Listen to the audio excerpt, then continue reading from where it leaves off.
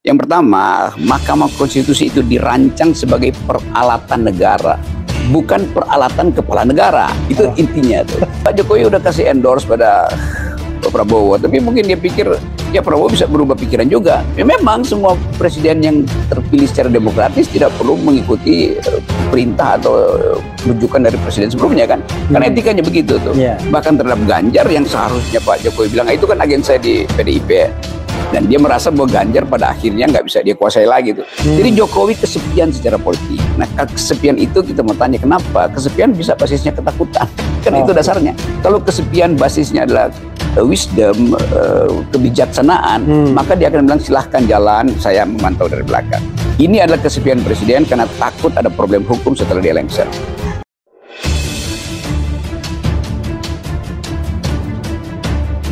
Assalamualaikum warahmatullahi wabarakatuh.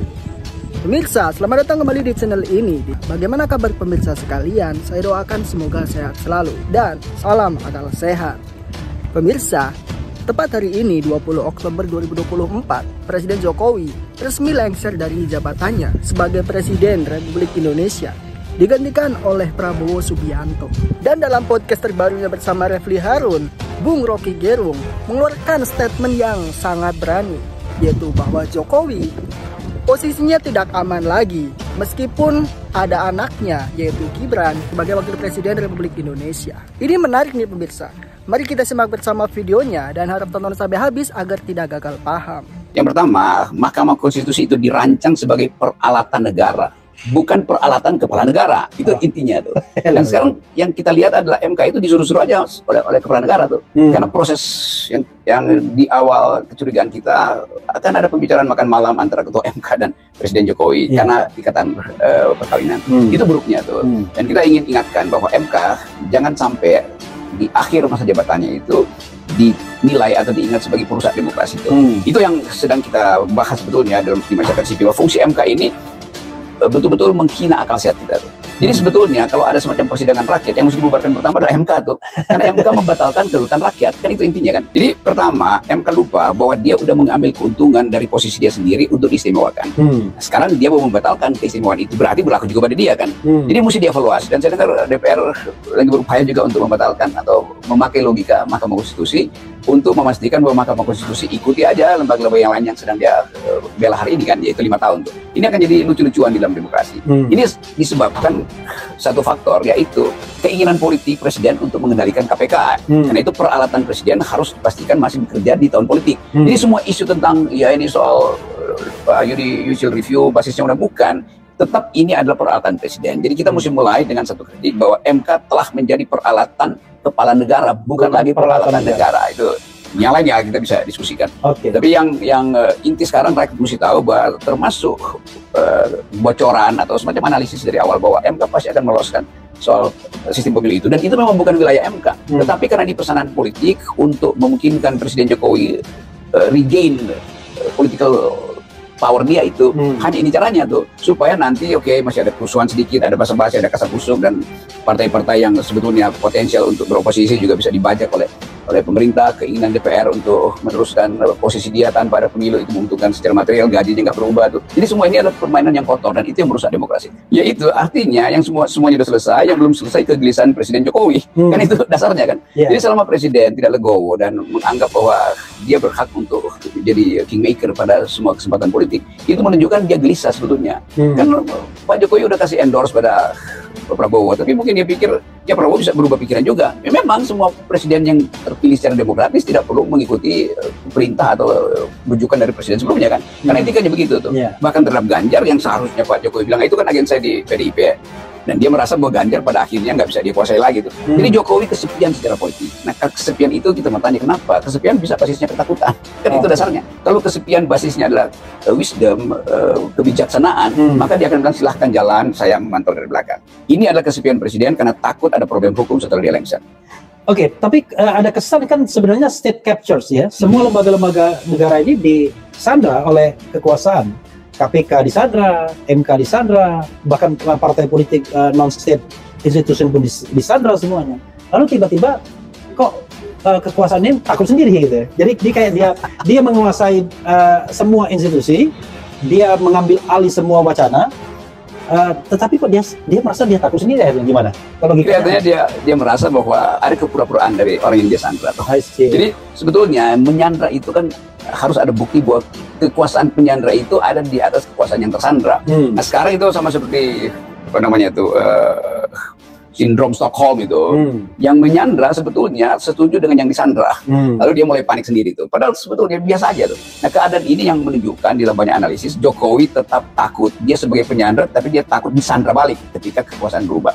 Artinya kemampuan dia untuk mengantisipasi bahwa peralatan dia untuk menyandra seolah-olah dianggap itu seluruh faktor masih di dia kuasai, ternyata enggak. Jadi grab Presiden Jokowi terhadap permainan politik yang dia rancang sendiri hilang di tengah jalan.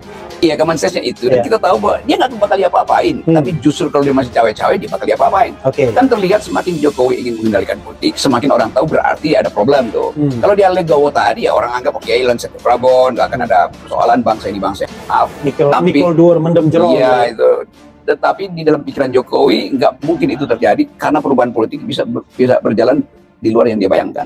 Nah, bayangan buruk Presiden Jokowi ini sebetulnya menghantui dia sehingga dia harus atur semua peralatan MK, KPK, Departemen Dalam Negeri segala macam agar dia bisa kendalikan.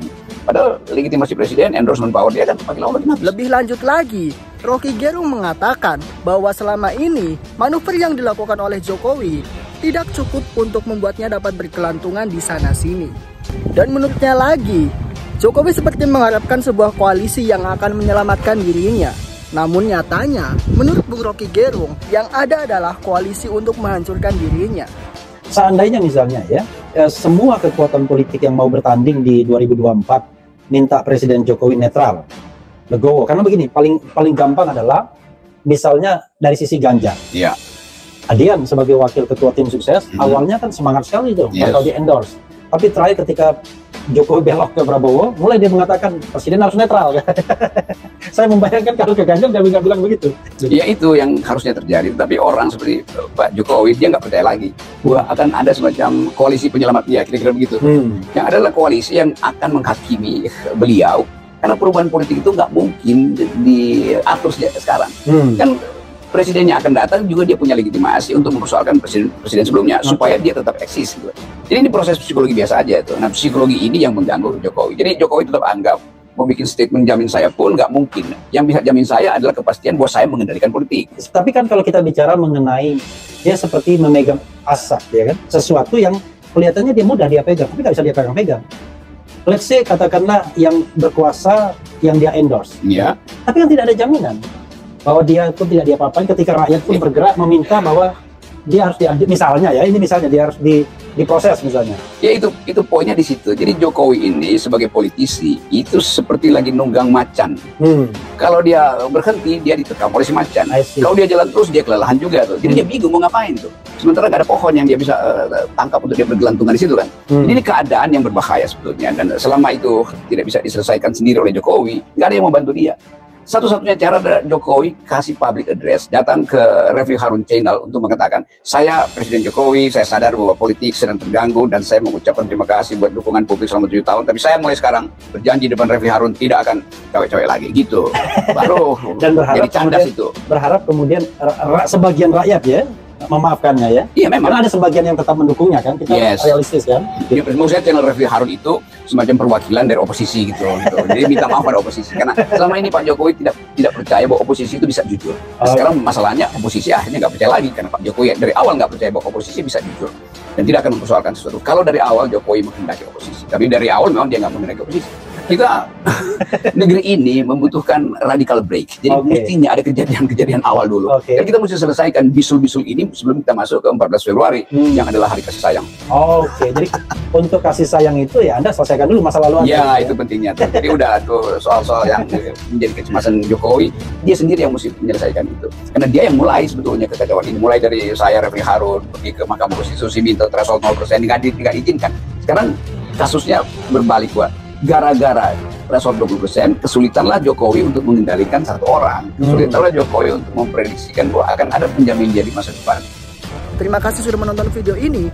Bagaimana menurut pemirsa sekalian? Silahkan komentar di bawah dengan akal sehat. Salam perjuangan dan salam akal sehat.